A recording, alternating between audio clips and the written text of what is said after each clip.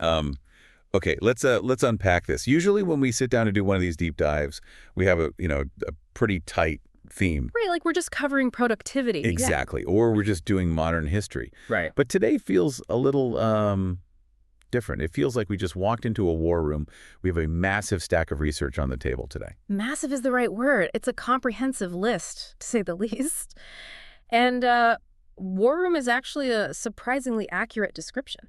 Right. Because looking at who we're pulling from today, these aren't just, your average wellness influencers posting smoothie bowls on the internet. Definitely not. We're looking at protocols from top doctors, high-performance coaches, neuroscientists. These are people who are essentially the special forces of the health world. They are. And what makes this deep dive really unique is that we aren't just looking at one single philosophy. We aren't doing the keto deep dive or the meditation deep dive. We are looking at a synthesis. We're pulling from mental resilience, biological aging, metabolic machinery, structural integrity. The whole human system. Yes, the entire picture. And the mission for this deep dive is, it's pretty specific. We want to move way past the generic advice, stuff everyone already knows. Like eat your vegetables. Eat your vegetables, get 8 hours of sleep, go for a jog. That is entry level. We are getting into the nitty-gritty today, the specific mechanisms, the contradictory findings. Which are the best part, honestly. Oh, I love the contradictions. Yeah. And the aha moments that actually change how your body functions. That's the key right there. Knowledge is most valuable when it's applied. And a lot of what we have here actively challenges the standard narrative. Completely turns it upside down. We have everything from medieval skeletal remains explaining your foot pain. I saw that note about the medieval boots. We are definitely getting to that. To World War II rationing data predicting diabetes risk. It's wild. Yeah. But the promise here is that by the end of this conversation, you, the listener, are going to have a toolkit, a literal toolkit of protocols to optimize your mindset, your metabolism, your movement, and your longevity. So, where do we even begin? Do we start with the body or the brain? I think we have to start with the foundation, the mental framework. Okay, lay it out. Because you can have the perfect diet. You're eating your perfectly weighed protein and kale. Exactly. And you can have the perfect workout plan on a spreadsheet. But if the operating system, your mind, is glitching, none of it sticks. It all falls apart. It does. And one of the biggest glitches, according to the source material we have here from Forleo, is perfectionism. Perfectionism. This is huge. Because I think a lot of people, and I definitely include myself here sometimes, view perfectionism as a humble brag. Oh, absolutely. It's the classic job interview answer. Right. The drill where they ask for a weakness. Yeah. And you say, oh, my biggest weakness is I just care too much. I'm a perfectionist. We wear it like a badge of honor. But she paints a much, much darker picture here. She identifies perfectionism not as a driver of success or high standards. Which is how we usually justify it. Right, but as a legitimate health hazard. The sources point to data heavily linking perfectionism to severe mental health issues. Yeah. There was a particularly harrowing study involving suicide victims that really underscores this. This was the one that completely stopped me in my tracks when I was reading the notes. It's heavy. It is heavy, but it's important. When researchers interviewed the families and friends of the deceased, over 50% described their loved one as a perfectionist. Wow, over 50%. That's not just a coincidence. That is a staggering correlation. It stops being a quirky trait about color-coding your bookshelf. And it starts looking like a severe pathology. Precisely. It's a rigidity issue. Right? That's the exact word, rigidity. If you require everything to be perfect, you create a psychological structure that literally cannot withstand the chaos of real life. Because life is inherently messy. Things break. Plans change. And if your mental framework breaks every single time things get messy, you are living in a state of constant distress. Forleo suggests replacing the I can't mindset, which she says is often a victim mentality. Like, I can't do this, it's too hard. Yes, replacing that with I won't. I won't. It sounds so subtle. It sounds subtle, but it completely changes the neurology of the situation. It implies helplessness. Like, I can't find the time to work out. I can't eat healthy because I travel so much for work. It puts the power entirely outside of you. Exactly. It makes you a victim of circumstance. Whereas saying I won't is aggressive. It's owning it. It's pure accountability. I won't make time for this. I won't prioritize my food. I won't imply it's a choice. And once you acknowledge to yourself that it's a choice, you finally have the power to change it. She shares that incredible story about the woman from the Netherlands, right? That really illustrated this mental shift for me. Yes, this woman had hit absolute rock bottom. She had lost her father, which is obviously a massive emotional blow. Terribly sad. Then she lost her job shortly after, completely removing her financial security. And she was struggling with severe alcohol abuse. She felt utterly trapped. And the constant narrative in her head was just, I can't handle this. Which, to be fair, is a completely rational feeling when you're dealing with that much compounded tragedy. Of course it is. But staying in that I can't state kept her completely paralyzed. She ended up spending a year and a half aggressively adopting this everything is figure-outable mindset. Shifting from I can't handle this to I will figure this out. And she turned it around. Completely rebuilt her life. And it wasn't magic. It was a cognitive reframe. She moved from a passive state to an active state. But let's connect this to relationships, because the mental framework isn't just about you talking to yourself in a dark room. No, it rarely is. It's about how you relate to others. Professor Leslie John has some incredible insights here on the mind-reading fallacy. This one hits so close to home. The whole idea that if you love someone, you should just automatically know what they're thinking. Like, if he really loved me, he'd know why I'm upset right now. It's a romantic notion that movies have fed us for decades. But the research shows it's physiologically damaging. Professor John cites a study where they actually brought couples into a lab, and these were people married for an average of 12 years. So these aren't strangers on a first date. They know each other's habits. They should know each other perfectly. They asked them to guess what their spouse was feeling in that specific moment in the lab. And I'm guessing they weren't exactly batting 1,000. They were wrong 80% of the time. 80%. That is statistically terrible. You could flip a coin and do significantly better than people who've been married for over a decade. Exactly. And the implication there is profound. We are walking around so confident that we understand our partners, but we are mostly just projecting our own feelings or our own insecurities onto them. Which naturally creates friction. A lot of friction. But here is where it gets really interesting from a biological standpoint. There is a physiological cost to not communicating directly. This leads right into the study with the preschoolers, right? I love this one because kids are so completely unfiltered. They make the purest test subjects for this. They monitored these preschoolers while they watched scary movies. Sounds like a fun day at the lab. One group was actively encouraged to verbally express their feelings, to say out loud, I'm scared, or to talk about the monster on the screen. The other group was conditioned to bottle it up, to just sit quietly and watch. Okay. The researchers measured their physiological response, specifically focusing on their electrodermal activity. Sweaty palms. Precisely. Sweaty palms. It's a classic stress marker for sympathetic nervous system arousal. The fight or flight response kicking in. Yes. And the kids who bottled it up had a much more intense physiological stress response. Their bodies were absolutely screaming, even if they were sitting there totally silent. While the ones who talked it out were calmer physically. Significantly lower stress markers. So using your words isn't just nice social advice we give toddlers so they don't hit each other on the playground. It's an actual mechanism for regulating your nervous system. It is physiological regulation. Direct communication actively lowers the allostatic load on the body, that wear and tear. Oh. If you are expecting your partner to mind read, you are creating a high-stress internal environment for yourself. You are essentially the preschooler bottling it up. That flows perfectly into the next point from Morgan Housel. He looks at stress and status. He talks about the hideous sweater study. I love this one because it's so incredibly relatable. It's a very classic demonstration of what psychologists call the spotlight effect. We all walk around thinking everyone is constantly analyzing our every move. Our clothes, our car, what our hair looks like today. Everything. In this experiment, they sent a person into a crowded party wearing an objectively hideous sweater. Just a total fashion disaster. Yeah. Neon colors, clashing patterns, the works. Right. And afterwards, the researchers asked the person, how many people do you think noticed your terrible sweater? And the participant, probably feeling totally humiliated, guessed a really high number. They felt exposed. They felt the shame.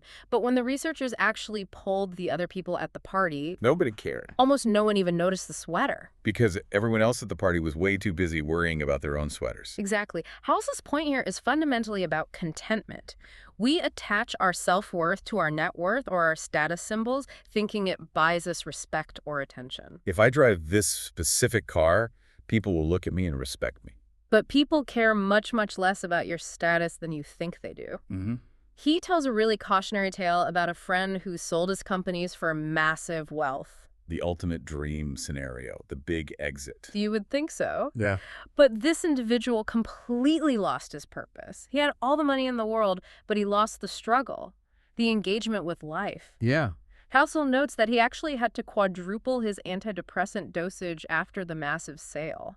It's a stark reminder that removing all friction or scarcity from your life can actually destroy your mental health. He talks about introducing artificial scarcity, right? Like purposefully making luxuries occasional so they actually continue to feel good. Yes. If you drink expensive champagne every single day, it just becomes grape juice. You become completely desensitized to it. And you need contrast. You need contrast to feel contentment. You need to struggle a little bit to appreciate the rest. If you remove all the challenge, the brain starts to turn in on itself. So to recap the mental framework, we've got drop the perfectionism because it's an actual health hazard. Stop mind reading because it constantly stresses your nervous system. Yeah. And stop worrying about your status because nobody actually cares. And we also have to touch on fear here. Real visceral fear. Dr. Michael Gervais and Dan Harris weigh in heavily on this. Oh, right. Dan Harris. He's the news anchor who had the massive panic attack on live television. That's him. Millions of people watched him melt down on Good Morning America. And he has since become a huge advocate for meditation and what he calls psychological agility. What's his protocol? Because he had a severe panic disorder, specifically regarding claustrophobia and being on airplanes. Yes, he did something called unmedicated exposure therapy. Which sounds like absolute torture to me. It is intensely difficult. He would purposefully get on small commuter planes, tight, cramped spaces, specifically to trigger the panic attack so he could practice navigating through it. You have to be brave to do that. But his technique is fascinating. He uses third-person self-talk. Talking to himself as if he's a completely different person. Yes. Instead of thinking, I am scared, I am going to die, he would literally say to himself, Dan, you are not going to die. Dan, you are okay. Does that actually work, or does it just make you look a little crazy to the person sitting next to you on the plane? Well, you say it internally, ideally, but the research suggests it works incredibly well. When you use the word I, you are fully identified with the fear. I am scared. You become the emotion. But when you use your name... Right. Dan is scared. You create a bit of cognitive distance. It allows you to observe the fear rather than be the fear. It fosters self-compassion. Exactly. It's like talking to a friend. You wouldn't scream at a terrified friend you're going to die. You would reassure them. This little linguistic hack allows you to reassure yourself. Dr. Gervais used a very similar technique with Felix Baumgartner, right? The guy who did the free fall jump from space. Yes. Imagine the pressure on that guy. Baumgartner had severe claustrophobia inside that pressurized spacesuit. Which is a problem when you're going to the edge of space. A huge problem. He's 120,000 feet up. If he panics in that suit, he literally dies. Gervais had to help him fully extinguish that fear response on the ground so he could actually function up there. It just shows that the mind is highly trainable. You aren't permanently stuck with your phobias or your anxieties. And you have to realize that all of these mental states are biological inputs. They actively change your hormones, your stress markers, and ultimately your longevity, which is a perfect segue into the physical machinery. Let's shift gears and talk about metabolism. Metabolism. This is where we get right into the breakfast debate. And I feel like this is where listeners might get some whiplash because we have two top experts giving what looks like completely opposite advice. It definitely looks that way on the surface. We have Dr. Jason Fung in one corner and JJ Virgin in the other. So let's lay out Dr. Fung's argument first. He is famously the fasting guy. Right. Dr. Fung argues that we need to stop obsessing over counting calories and focus entirely on lowering insulin. His premise is that hormones dictate fat storage, not just this simple energy in, energy out equation. He fundamentally believes that eat less, move more advice has failed society because it ignores the main hormonal driver. He uses the example of medical interventions to prove this, which I found really compelling. It's a great example. He points out that if a doctor prescribes insulin to a diabetic or prednisone, which is a steroid, to a patient, that patient will gain weight. Doesn't matter how much willpower they have. Willpower is irrelevant. It doesn't matter if they only eat celery sticks. The hormones force the body to store fat. So his protocol is to lower your insulin. And how do you do that? Fasting. Yeah. And completely avoiding ultra-processed foods. So for him, breakfast is basically the enemy because it spikes your insulin right when you wake up. In a way, yes. He wants you to reset the body fat thermostat, by keeping insulin very low for extended periods. If you eat the exact moment you wake up, you never let that insulin drop back to a true baseline. Okay, that makes total logical sense. But then you look at JJ Virgin, and she says, wait a minute, you actually need to eat. Specifically, she argues for a protein start. She suggests delaying breakfast slightly, maybe 90 to 120 minutes after waking up, just to let your natural morning cortisol spike settle down. But then you hit a solid 30 to 50 grams of protein. And she has solid data to back this up, too. She does. She heavily cites the National Weight Control Registry. This is the massive study of 3,000 people who have lost more than 30 pounds and actually kept it off for years. That is the holy grail group. Yeah. Because statistically, as we know, most people gain the weight back. And 78% of the people in that successful registry eat breakfast every single day. That is a highly compelling stat. And she mentioned her own personal experience with fasting, right? She found that strict intermittent fasting totally tanked her morning workouts. She simply didn't have the fuel to lift. And by delaying breakfast just those 90 minutes and then heavily prioritizing protein, she cured her mid-morning cravings. So how do we actually reconcile this for the listener? One expert says fast, the other says eat 30 grams of protein. It entirely depends on your goal and your current metabolic state. If you are severely insulin resistant, morbidly obese, and desperately need a metabolic reset, Fung's approach of deep fasting might be the primary tool you need. You need to drain the excess sugar from the tank first. Exactly.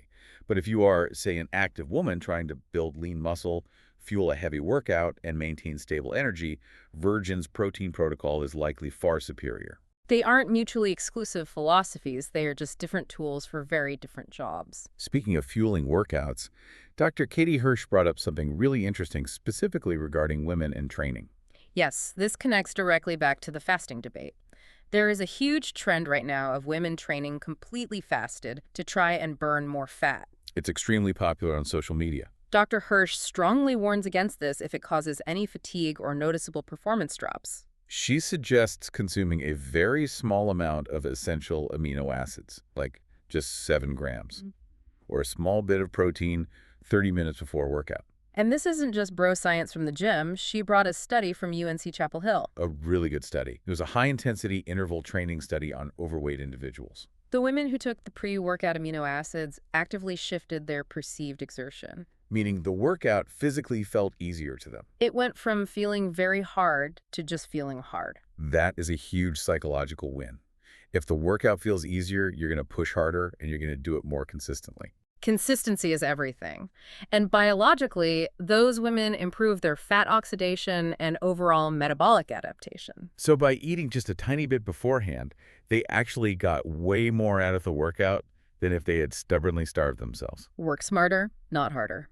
Now let's go way back in the timeline, before we even born. Jessie Inchauspé brings up epigenetics during pregnancy. This is all about biologically programming the next generation. Her protocol is quite specific for pregnant women. 4 eggs a day. Mostly for the choline, right? Which is crucial for fetal brain development. Yes. Plus 100 grams of high-quality protein, 2 grams of omega-3s, and crucially, keeping added sugar under 25 grams. The sugar part is heavily backed by some incredible historical data from World War II. The rationing study, this is completely fascinating. In the UK during the war, sugar was strictly rationed to about 40 grams a day. It was incredibly scarce. But after the war ended, the rationing lifted, and consumption immediately doubled back up to about 80 grams a day. Researchers eventually looked at the babies conceived during the strict rationing versus those conceived right after it ended. And the difference was seen in their lifelong diabetes risk. A massive difference. The babies conceived during the sugar rationing period, when their mothers were forced to eat less sugar, had a 15% lower lifelong risk of developing type 2 diabetes. That is wild to think about. Yeah. What the mother ate literally programmed the function of the child's pancreas for the rest of their life. It is epigenetics in real-time action. She also mentions a supporting study on rats. The treadmill rats. Pregnant rats were forced to exercise by regularly walking on treadmills. Their offspring, once born, were able to solve physical mazes twice as fast as normal. And they had 80% less anxiety than the offspring of the sedentary rats. So if you are pregnant, eat your eggs and move your body. You are actively building a super baby. You're setting their absolute metabolic baseline before they even take a breath. Moving on to systemic inflammation. Vinnie Lingham did a pretty extreme experiment on himself regarding diet. This is the classic N = 1 Self-experimentation that biohackers absolutely love.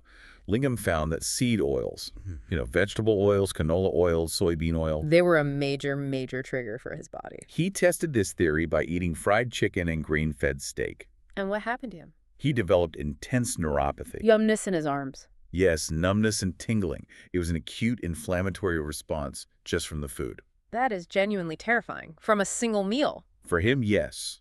He went and measured his HSCRP. High sensitivity C-reactive protein. That's the gold standard marker for tracking systemic inflammation in your blood. His level was at a 4.5, which is dangerously high. By cutting out all seed oils and switching to a strict animal-based elimination diet. Just beef, butter, and eggs, right? Exactly. He dropped that inflammation marker all the way down to a 1.7. So he basically went full carnivore just to identify his specific dietary triggers. It's an elimination protocol. You strip absolutely everything away, calm the immune system down, and then slowly see what happens as you introduce things back. For him, the seed oils were clearly the poison. Okay, so we've deeply covered the mind and the metabolic fuel. Now let's talk about the chassis. Structural integrity. Real-world movement. And we are kicking this section off with Michael Easter and his concept of rucking. Rucking is essentially simply walking with a weighted backpack. It's a fundamental military staple, but Easter argues it is the ultimate functional human exercise. Why does he say it's better than just going for a brisk walk or a run? Well, primarily it builds serious durability, but the source material highlights a very specific benefit regarding body composition. He cites the data from the Alaskan backcountry hunters. These guys are out there carrying incredibly heavy packs for 10 straight days in the wild. They ended up losing about 10 pounds on the trip. Which seems like typical exertion weight loss. But the clinical analysis showed it was 100% fat loss. They preserved all of their lean muscle mass. Usually when you lose weight that rapidly, your body burns away muscle too. Because muscle requires calories to maintain. Right. But the heavy load signal from the backpack told their bodies, keep the muscle. We desperately need it to carry this heavy thing. So the body was forced to burn fat for fuel instead. That is the magic combination everyone wants. Burn the fat, keep the muscle. Yeah. And he also talks about the cognitive side of this, right? The UK Resist study, this is completely fascinating. They looked at cab drivers and ambulance drivers operating in London. These are people who have to navigate an insanely complex city map entirely in their heads. They call it the knowledge. They found that this specific group of drivers had the lowest recorded rates of Alzheimer's disease. Because they are constantly actively using spatial navigation. Exactly. The brain is like a muscle in that way. Easter highly suggests rucking out in nature without relying on a GPS. Make your brain do the work. Use your brain to figure out where you are and how to get back. He calls it cognitive protective gear. I really love that concept. Purposefully get lost in the woods to save your brain. Now, Dr. Stephanie Estema brings up a critical point about tendons that I think honestly explains every sports injury I've ever had in my life. It's the adaptation mismatch. This concept is absolutely crucial for anyone who is starting a new exercise program. Muscles are highly vascular. They get tons of blood flow. Because of that, they adapt and get stronger in a matter of days. But tendons are avascular. They have very poor blood supply. They take a full 12 to 15 weeks to truly remodel and strengthen. So your muscles are screaming, let's go heavier, add more weight. And your tendons are saying, we aren't structurally ready yet. And snap, something tears. Precisely. That adaptation gap is where all tendinitis comes from.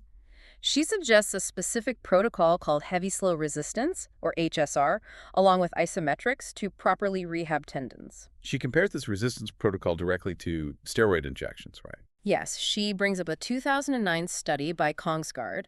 They directly compared corticosteroid injections, which is the standard normal medical treatment for tendon pain. Cortisone shots. Right. They compared those against heavy slow resistance training for patellar tendinopathy. The steroids completely failed in the long term. They just masked the pain while actually weakening the tissue structure over time. Exactly.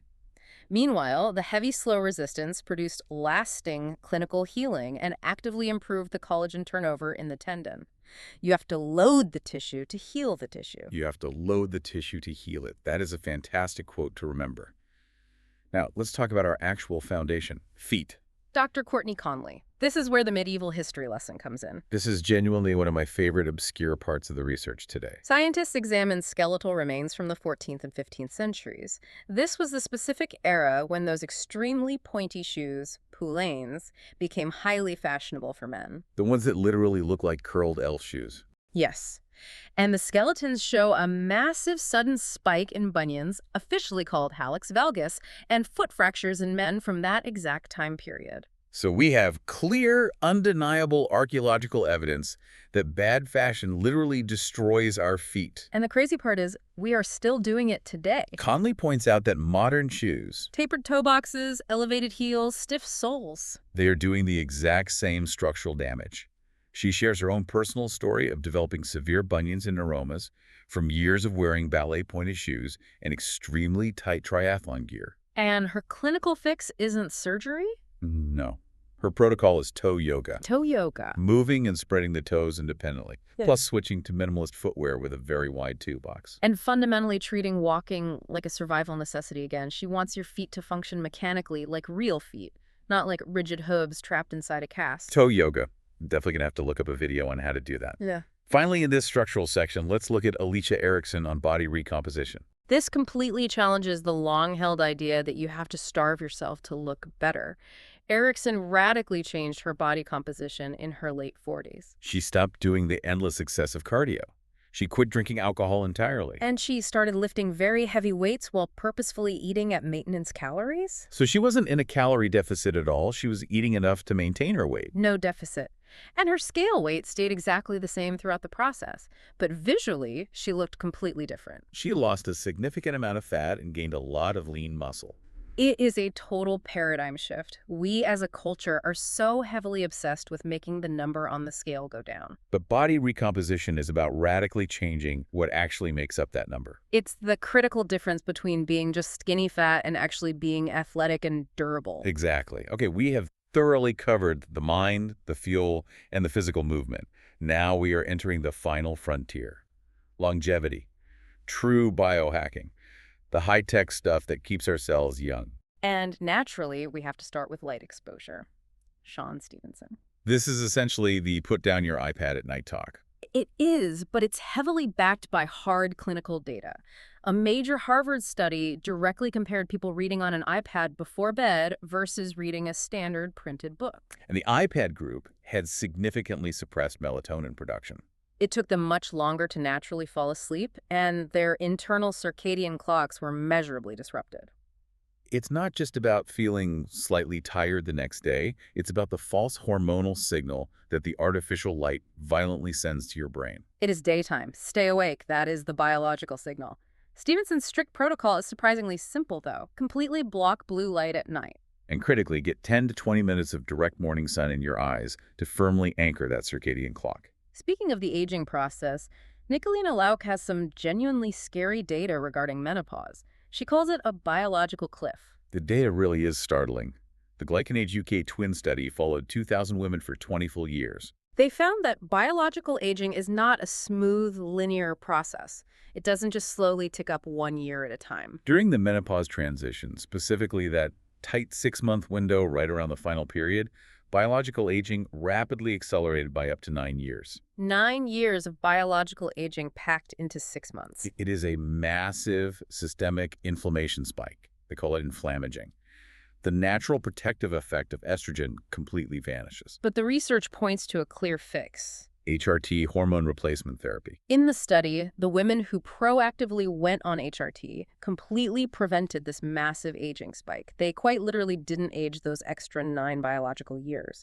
That is an incredibly compelling, data-driven argument for HRT. It's not just about managing uncomfortable hot flashes. No, it's about actively preserving your youth at a deep cellular level. Absolutely. Now, sticking closely with the theme of hormones and blood factors, Dr. Tony Wyss-Coray brings us the sunlight paradox. This specific study blew my mind. The smoker study. A very large Swedish study. Researchers found that active smokers who got plenty of regular sunlight exposure actually lived longer than non-smokers who entirely avoided the sun. That completely defies everything we are taught about public health. Smoking is obviously bad. Overexposure to sun causes cancer. Right. How on earth can active smokers standing in the sun outlive healthy non-smokers hiding in the shade? It highlights just how unbelievably vital sunlight is to our core biology.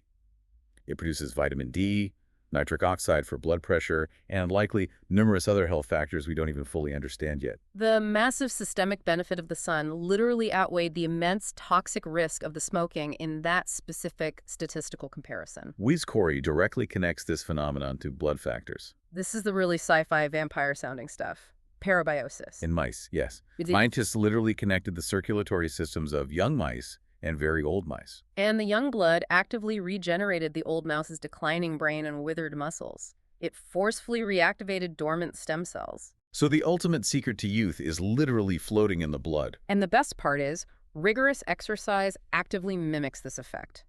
Heavy exercise releases specific factors into your bloodstream that make your blood profile look a lot like that highly regenerative young blood. You don't need a creepy blood boy from Silicon Valley. You just need a heavy squat rack and some good sunshine. Let's quickly hit the advanced supplements. We have some highly specific molecules discussed here. What about glutathione? Dr. Nayan Patel. He strongly argues that standard oral glutathione is basically useless because your harsh stomach acid completely breaks it down before it can work. It has to be administered topically. He shares an amazing story about his 78-year-old father who was in rapid physical decline, severe diabetes, escalating heart issues. He put him on a strict topical glutathione regimen. And by age 89, the guy was vibrantly healthy and traveling the world completely alone. That is a remarkable turnaround for a decade of life. What about astaxanthin? Dave Watemol calls it the internal shield. It's an incredibly potent antioxidant derived from algae. The NIH Interventions Testing Program, which is widely considered the absolute gold standard for validating longevity studies. They showed that astaxanthin extended the total lifespan of male mice by a very solid 12%. 12% is highly significant in longevity terms. And in human trials, it aggressively drops oxidized LDL cholesterol and lowers high blood pressure. It physically protects the delicate cell membrane from damage. And TDCA. Dr. Ben Bickman highlights this one. It's a specific bile acid supplement. A major study showed that taking 1,750 milligrams of TDCA a day drastically improved insulin sensitivity by 30% in obese patients. That biological effect essentially mimics the powerful prescription drug metformin. It's an incredibly powerful metabolic aid. Now, this next topic is, it's a bit sensitive, but incredibly important. Reproductive health acting as a core vital sign. Dr. Michael Eisenberg focuses heavily on men here. He bluntly says that sperm quality is a biological crystal ball for male longevity. A massive Danish registry study tracking 80,000 men found that semen quality in your 30s accurately predicts when you will eventually die. Lower quality literally equals an earlier death. Yes. Men with significantly lower sperm quality consistently died 3 to 4 years earlier than their peers. It acts as a highly sensitive proxy for overall systemic health. If the reproductive factory isn't working properly, the rest of the body is very likely under hidden stress. And for women, Dr. Amy Horniman aggressively goes after synthetic birth control. She warns that the pill creates functional hypothyroidism. It artificially increases something in the blood called thyroid-binding globulin. She shares her own harrowing medical story, 14 years on the synthetic pill, and she ended up developing precancerous uterine cells. She switched doctors and was offered a synthetic progestin IUD, but she completely refused it. Instead, she advocated for bioidentical progesterone. She forcefully argues that we need to be much, much more careful with how we use synthetic hormones, especially as women mature. Finally, let's look at high-tech healing protocols. We have cold lasers and artificial intelligence. Lucy Goff deeply discusses cold lasers. Not the hot surgical ones that cut or burn tissue, but near-infrared cold lasers. She actively used one on her knees. Her knees, like for joint pain. No, for wrinkly, rapidly aging skin on her knees. She used the laser device for just 15 minutes a day. And at the 12-week mark, the clinical photos showed profound, visible skin tightening. And biologically, a trial showed these specific lasers accelerated SRT1 expression. That's a major longevity gene. Accelerated it by 6 times the normal rate. So the laser light is literally telling the aging skin cells to act chemically younger. Exactly. And lastly, we have Dr. Sandy Pellicoday and Jim Ferris discussing the dangerous trap of normal lab results. The whole idea that functionally normal isn't nearly good enough for optimal health. Pellicoday's cousin tragically needed a quadruple heart bypass at just 45 years old. And his standard LDL cholesterol was totally normal on paper. But his lipoprotein a was sky high. Nobody ever bothered to check it because it wasn't on the cheap standard blood panel. That is terrifying. You walk around thinking you're perfectly fine, but you're actually a ticking cardiovascular time bomb. And Tim Ferriss mentions actively using AI to combat this. He heavily uses advanced LLMs. Like the AI systems we use to process complex information now. To cross-reference all of his obscure supplements and prescription meds for dangerous contraindications that his busy human doctors might completely miss. It's all about forcefully taking agency over your own data. Agency. That really seems to be the overarching word of the day here. It really is, if we pull back and synthesize all of this. Forleo's I won't mindset. Fung's metabolic fasting, the heavy lifting, the rucking, the advanced blood work. It is entirely about shifting from being a passive, helpless passenger in your body to being the active, informed pilot. You aren't just helplessly aging, you are actively managing a highly complex biological system. Correct. You are pulling specific levers. Yeah.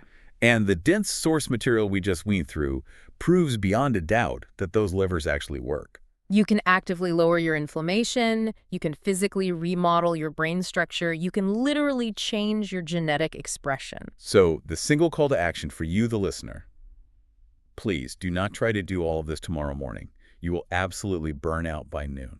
Pick one single domain. Maybe it's adopting the aggressive I won't mindset. Maybe it's testing out the heavy protein breakfast to stop your cravings. Maybe it's finally buying a rucksack or throwing away your pointy toe-crushing shoes. Just pick one protocol, run the experiment on yourself, and watch how your personal data changes. I am honestly still stuck on those pointy medieval shoes. It really makes me wonder, what are our modern medieval boots? What are we blindly doing today that people in 500 years will dig up and just say, look at their deformed skeletons. What on earth were they thinking? It is highly likely to be text neck. Oh, absolutely. The cervical spines of our current generation will probably look horrific to future archaeologists because we spent 40 years of our lives just staring straight down at our phones. The smartphone hunch. We are permanently curling ourselves into a ball. Well, on that cheerful, slightly terrifying note, straighten your posture right now, go outside and get some morning sun, and thanks for listening to this deep dive. Stay curious.